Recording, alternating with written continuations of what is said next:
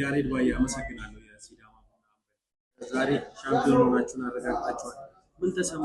አመቱ ምን ይመስላል? ያው በጣም እጅግ አድካሚ ነበር አመቱ። ያው ከድል ጋር ደግሞ በጣም ደስ ይላል። ያው መጨረሻችን ደግሞ በዚህ እንደዚህ በአማራ ሻምፒዮን ስንሆን በጣም ደስተኞች ነን።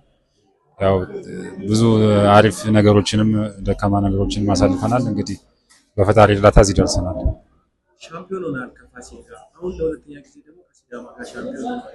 የሻምፒዮንነት ስሜቱ ምን ይመስላል? በጣም ነው ደስ የሚለው።